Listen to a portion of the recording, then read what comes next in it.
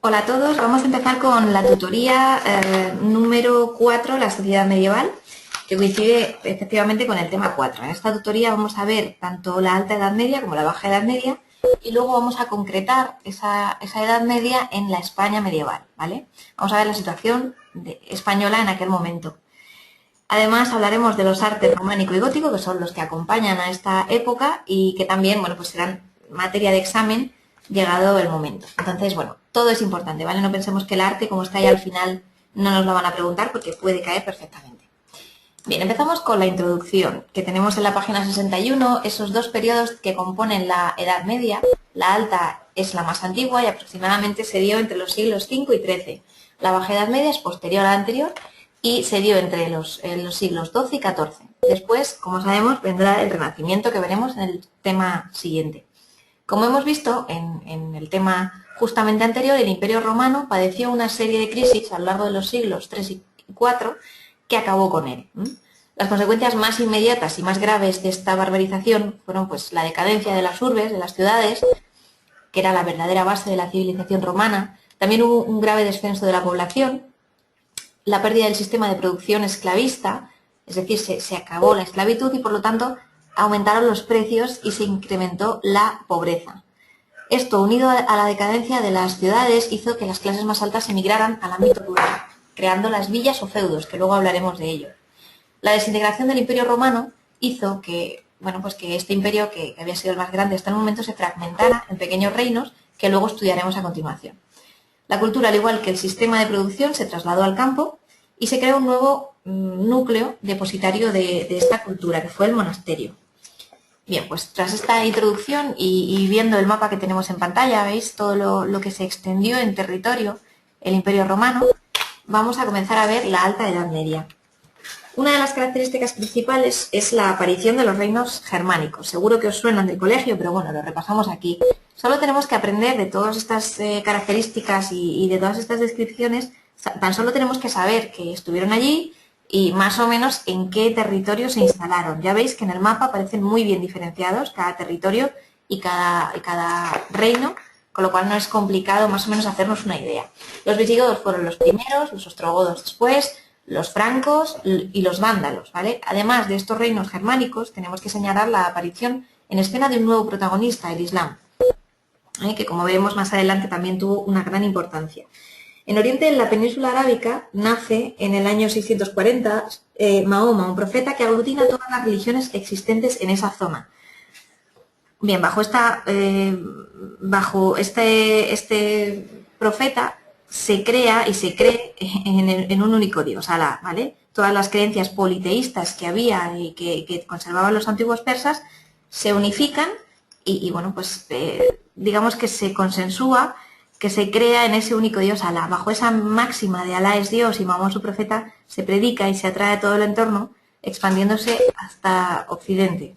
Se provoca esa guerra y este reino islámico se expansiona hacia el norte. Se encuentra con las tropas de Carlos Martel, que era uno de los reyes francos, quien les frena en Poitiers, acabando con sus conquistas. Bueno, es un poco por encima lo que hemos contado, después lo veremos más en detenimiento, pero ahora vamos a ver al Imperio Carolingio, que fue precisamente Carlomagno, el rey merovingio, heredero de Carlos Martel, el que hablábamos justo ahora, quien trata de unificar Europa, luchando contra islámicos y demás reinos germánicos que todavía estaban en el territorio. El ideal es ese, formar un nuevo periodo, un nuevo imperio heredero del antiguo de Roma. De hecho, lo consiguió en el año 800, se hizo coronar emperador de Aquisgrán, capital del nuevo imperio romano de Occidente, o más conocido como Sacro Imperio de Carlomagno. Bueno, este sueño imperial duró muy poco, como vemos aquí, y a la muerte de Carlomagno y de su único sucesor, el imperio se dividió entre sus nietos y los diferentes reinos que se pueden observar en el siguiente mapa, ¿vale? En el que tenemos en la página 64. Esa situación, unida a la aparición de los nuevos pueblos emigrados desde el este europeo, como los búlgaros y los húngaros, formaron la división europea que se parece bastante a la actual, es bastante similar a la actual. Eso lo vemos en el mapa inferior de la página 64. Bueno, pues esto sería en cuanto a historia, en cuanto a reinados y demás, pero antes de comentar las consecuencias de todas estas movimientos políticos, vamos a concretar, como vemos aquí en la página 65, esos dos términos que mencionábamos al principio, el feudo y el monacato, que eran las bases principales del sistema medieval. Son muy importantes, como veis se les dedica un epígrafe a cada uno y por eso bueno, pues debemos saber más o menos en qué consiste, ¿vale? Definimos feudo, como vemos aquí, como el régimen político, social y económico que tiene la base en Europa occidental durante la Edad Media y cuyo núcleo se basa en las villas o casas de campo que fundaron los nobles al trasladarse de la ciudad al campo.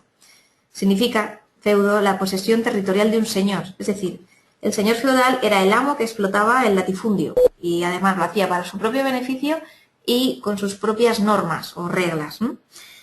Como vemos aquí, el señor feudal era el dueño absoluto y tenía en su mano la potestad absoluta, económica, política, social, jurídica, creándose así lo que se llamó el sistema feudal.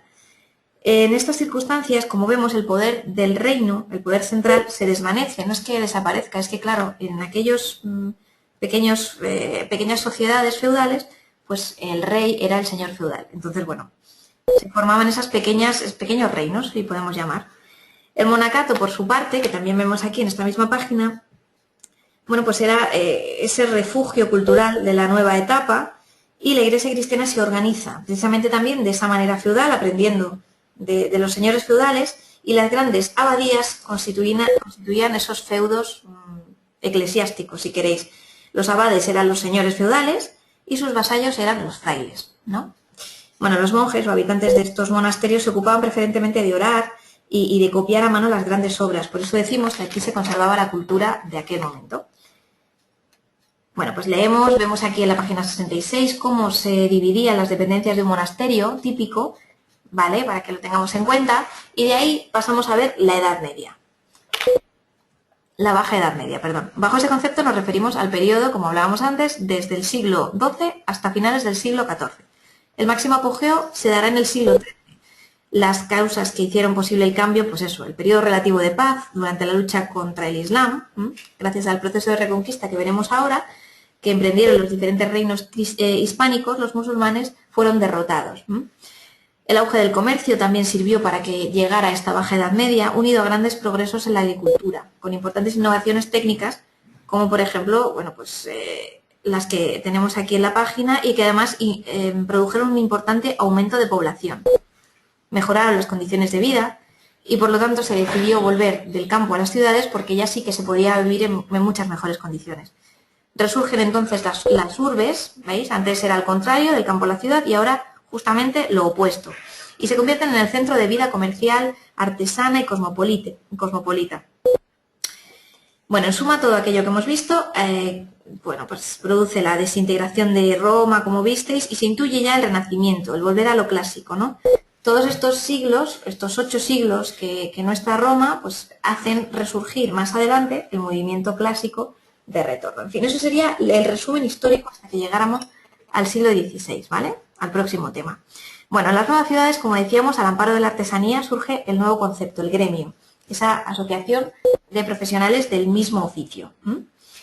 Otro rasgo peculiar de esta época fue la creación de las ferias, donde se vendían los productos artesanales, las mercaderías, y que además eran itinerantes, de ciudad en ciudad, porque como ya había ciudades, como decíamos, pues ya se podía viajar de una a otra y hacer comercio y hacer caja.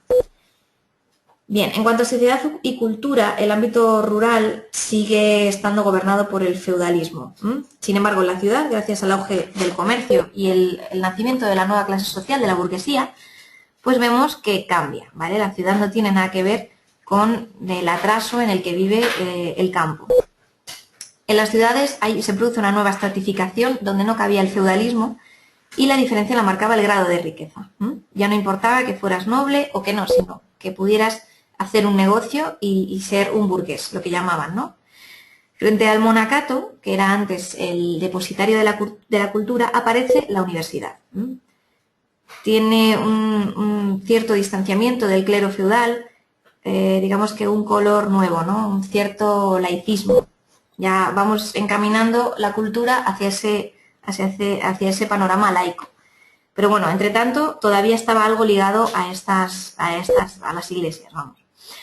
Bien, es importante que hablemos ahora de la crisis del siglo XIV.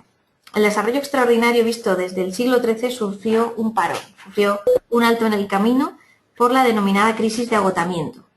Estuvo provocada por las causas que vemos aquí en la página 68, ¿vale? Por las malas cosechas consecutivas entre 1315 y 1318. Por lo tanto, esto llevó a una crisis agrícola que hace que la población rural emigrara a la ciudad y se masificara, ¿vale? También coincidió con la peste, donde cayó en picado el índice de población. Después, la Guerra de los 100 años entre Inglaterra y Francia también es consecuencia inmediata de lo que se ha expuesto anteriormente, un conflicto bélico que duró pues, desde el 38 hasta el 53, pero desde 1338 hasta 1453, imaginaos. Como vemos, esta crisis fue en detrimento del campo y de la ciudad, también del nivel de población. El cisma, que se produjo también en el campo de batalla, se igualó en el campo espiritual, el cisma de Occidente, ¿vale? Como vemos aquí. Y bueno, aunque las razones fueron tanto de tipo religioso como político, la Iglesia se dividió y dividió a la cristiandad hasta el punto de que llegaron a existir 2 papas, ¿vale? Bien, todo esto nos lleva a fijarnos en España, en la España medieval, y hasta ahora hemos estudiado a grandes rasgos las características comunes, pero ahora nos vamos a centrar más especialmente en lo que llamábamos Hispania.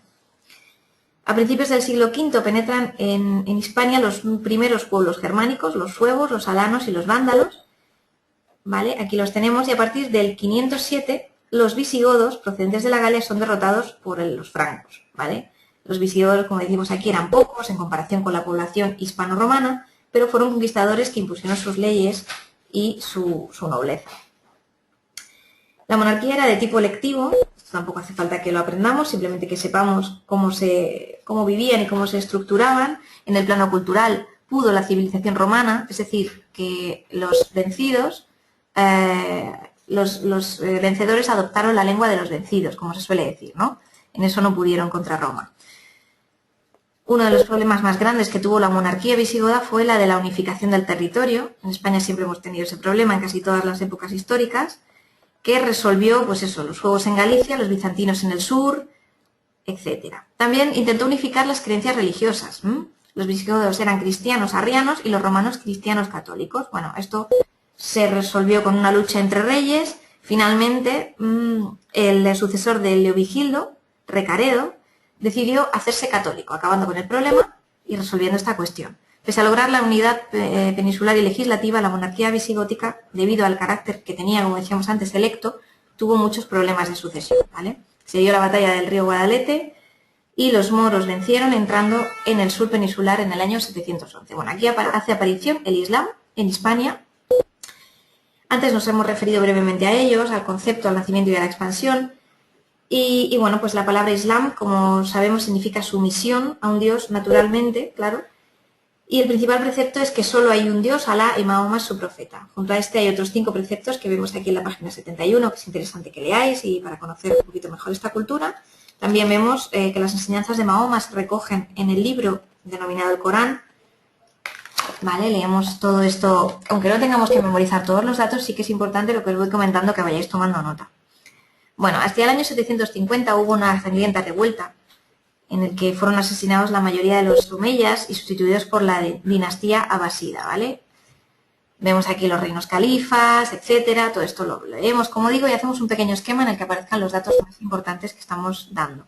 El Islam creó la sociedad más ilustrada y culta de su época, esto es importantísimo, conservando la tradición y el legado de los clásicos, como Aristóteles, que de otro modo además se hubiera perdido. Destacaron entre sus figuras más cultas a Avicena y Averroes. Bien, Al-Ándalus ocupa el siguiente punto del tema. En el año 711, bueno, entraron en España las tropas islámicas, al mando de las tropas estaba Tarik, y derrotaron en Guadalete al último rey visigodo, don Rodrigo. Se apoderaron en apenas 7 años de casi toda la península ibérica. Imaginaos, se dice que los musulmanes se expandieron por España como una mancha de aceite, ¿no? Rápidamente y casi por todo el territorio. Esta rápida conquista viene motivada por la falta de cohesión, sobre todo, entre los visigodos, ¿vale? Al principio Al-Ándalus fue una provincia dependiente del califato de Damasco, pero tras la revuelta abasida, un descendiente de los omeyas se independizó de Damasco y fundó el Emirato Independiente. Se nombró emir Y bueno, pues ya fundado el Califato de Córdoba, se inaugura la etapa de máximo esplendor de Al-Ándalus. Los cristianos seguían luchando contra los islamistas y tras los grandes avances de los cristianos, Al-Ándalus quedó reducida al reino de Granada. Ocupaba más o menos las actuales provincias de Granada, Málaga y Almería. Este reino fue finalmente conquistado por los reyes católicos, su rey Boabdil, el último musulmán que gobernó en la península. Bien, aquí vemos la sociedad del Al-Ándalus, que también, bueno, pues leemos ese pequeño párrafo y pasamos directamente a la Reconquista. Tras la invasión musulmana de 711, un reducido número de nobles se refugian en las montañas asturianas, ¿vale? Es el último bastión peninsular sin conquistar, al igual que los vascones. La victoria en Covadonga por el noble don Pelayo da origen a la Reconquista y la creación de la primera monarquía cristiana en la península. Bueno, vemos aquí que hay una serie de batallas, también tenemos el mapa de la Reconquista occidental y oriental en el siglo XIII, vemos todos los reinos bien diferenciados y observamos la situación peninsular que tenía en ese momento España. Tras varias disputas civiles, la dinastía Trastámara toma el poder, el que deviene en Isabel la Católica, ¿vale? Isabel I la Católica. En Aragón tendrá el poder y reinará Fernando I. Ambos se casarán unificando sus reinos y solo quedan fuera el reino de Navarra y el de Granada, ¿vale? Islámico. El objetivo de la nueva corona de Castilla y Aragón era pues, de unificar todo el país y crear pues eso, la monarquía hispánica o España y además unificarlo religiosamente hablando. Por último, veremos al final los estilos propios del medievo en cuanto a arte se refiere, que son el románico y el gótico. Bueno, para finalizar la etapa de los reyes católicos diremos que derrotaron al rey Boabdil de Granada, la reconquista como tal termina y tras una pequeña guerra con Navarra también acaban con la resistencia en este territorio. El objetivo es ya una realidad para ellos, que es la España unificada. Además ya existía la unidad monárquica, territorial, política y religiosa. Por lo tanto, comenzó una nueva etapa en nuestro país que veremos en el siguiente tema. Bien, el románico es uno de los artes que vamos a ver, de las corrientes artísticas. Con este término conoceremos al estilo imperante en la Europa a partir del siglo XI. El origen será la construcción del monasterio de Cluny, de orden benedictina. Las características que tenemos aquí, bueno, se llama románico, evidentemente porque es un heredero del arte clásico romano, y las características que tiene, como decía, son las que vemos en la página 75.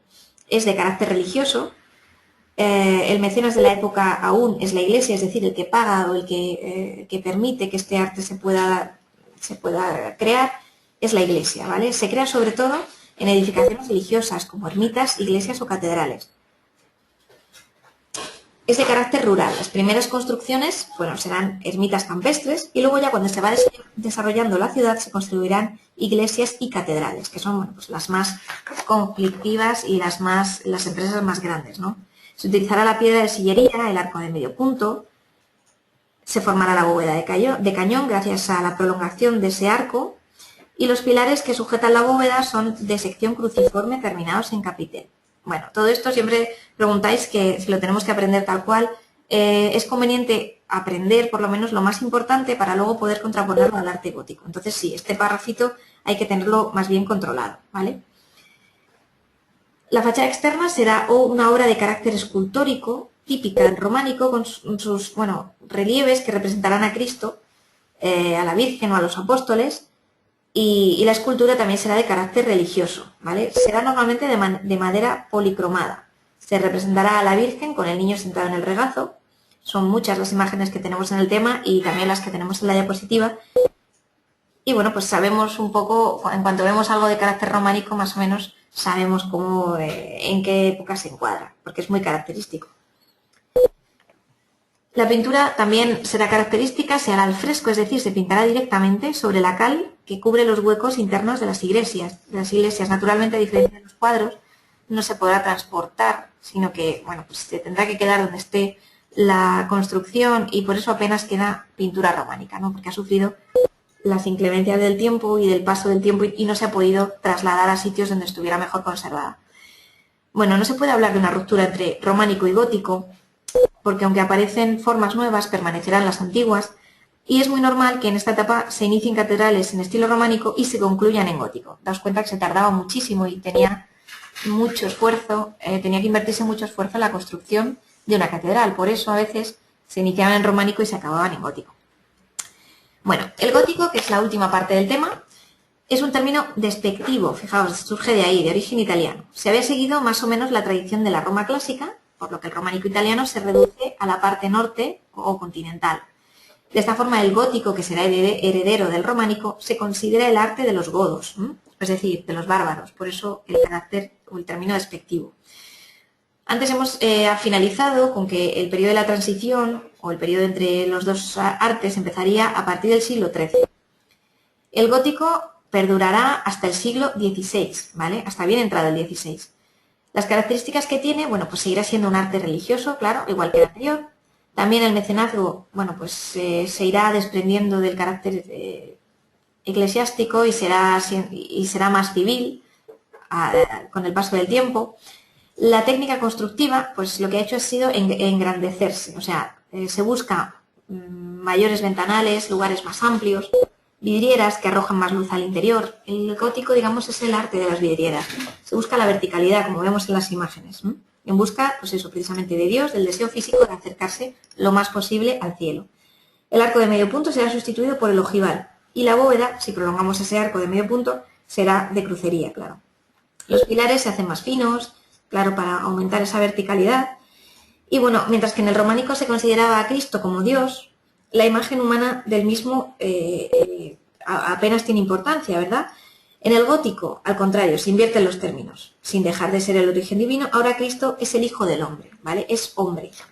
Esa diferencia la observamos en las esculturas de la Virgen con el niño en brazos, porque ahora el niño se vuelve y acaricia a su madre, ¿vale? Ambos sonrientes. Digamos que hay como una compenetración mayor que antes, que hablábamos de Dios.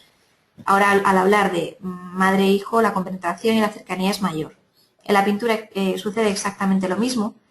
Ha aparecido ahora la pintura en lienzo, en cuadros, gracias a la técnica de pintura al óleo. Tenemos verdaderas obras de una dureza extrema, como vemos aquí en la Piedad de Bartolomé Bermejo. Bueno, pues para terminar, eso, tenemos estos dos grandes estilos medievales universales, que son a la vez continuistas, pero que evolucionan, como vemos, hacia una forma un poco más humanista, que dará bueno, pues, la vuelta al clasicismo y que será el Renacimiento. En las diapositivas, tanto en esta como en la anterior, hemos visto un esquema, en la anterior del arte románico y en esta del arte gótico. Os puede venir muy bien imprimirlas y verlas o tenerlas impresas porque se refleja todo lo que os he ido contando en arquitectura, en escultura y en pintura, tanto como los estilos artísticos, los siglos en los que se